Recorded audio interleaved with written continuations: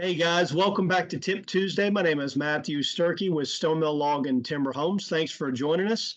Last few weeks, we've talked about electrical and plumbing considerations for your log or timber frame home.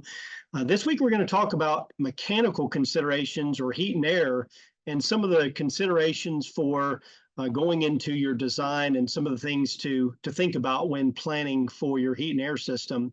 And there's going to be different ways to do it based on the design of the home. If you've got a one story, that's going to change some of your options versus doing a story and a half and a two story. Today, we're really going to focus on doing a heat and air and mechanical considerations in a two-story home. And there's going to be different options too, different ways to do it when you have timber roof systems versus conventional roof systems. That's going to give you certainly some more options to take mechanical into consideration. So today we're going to talk about a two-story that is going to have two-story logs, a timber floor, a conventional roof, and we're going to look at ways to do the heat and air system in that. And certainly if you've got a different design, you're welcome to call us and we can give you ideas and tips about your specific design. So with this particular plan, it's a modified version of our Prestwick. It's two-story. It's on a conventional subfloor, which is basically every home that we do is going to be built on a conventional subfloor. So this one has a web truss with basically cavities to run all your ductwork and run all your registers and register covers up through the subfloor. So just like a conventional home, this is the same thing for your main floor. All your ductwork goes in the floor, all your registers come up through the floor, register covers cover your registers and blow that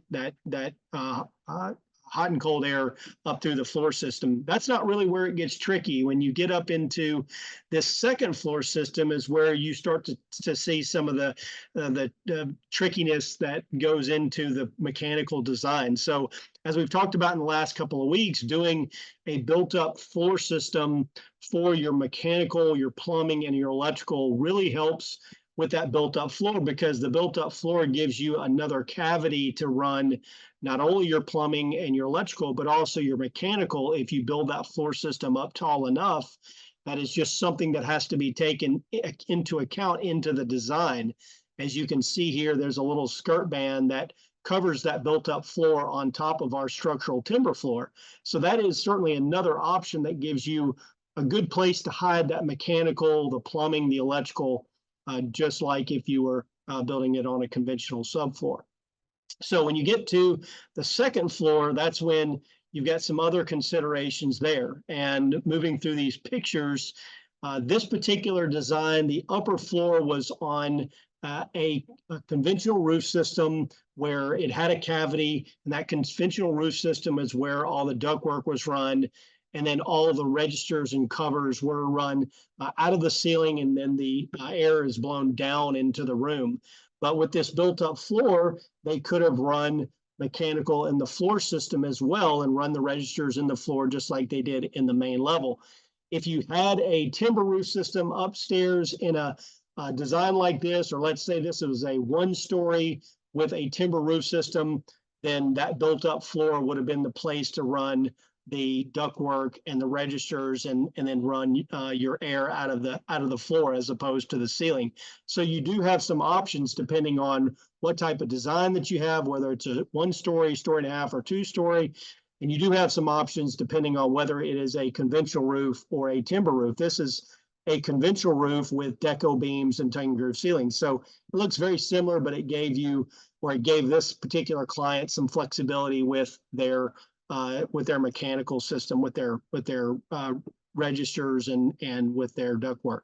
So when you get to the upper floor too, there's also some interior wall construction. Moving on to a different image, as you see here, this particular area, there is a furnace in this cavity of the ceiling of the attic. So that wall is framed up all the way to the ceiling, and there's no open space. That cavity inside is where the furnace is. There's a register that comes out into this room that basically services this particular room. So if you were doing like a story and a half with a timber roof system, then you get creative with some of these less than 5 foot areas and some of these built, or what I call fur down ceilings, where you can run the ductwork and registers out of this cavity into each of these rooms and service each of these rooms. Some clients in story and a half construction will do a another type of system up in the upper level just to accommodate that upper floor in a half-story design. So there are other options that you would want to just talk through with your mechanical contractor and with us during the design phase to make sure that you're getting the right heat and air system for your home. So those are some of the tips. Be really thinking about mechanical design, heat and air design during the design phase.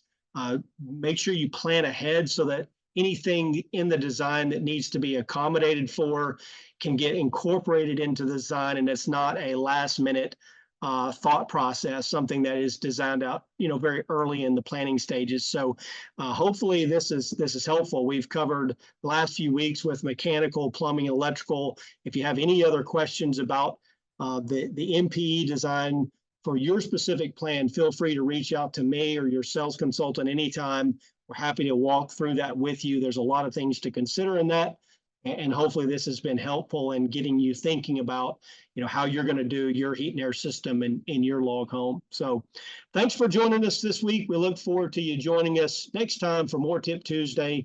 Until then, stay safe and healthy and take care.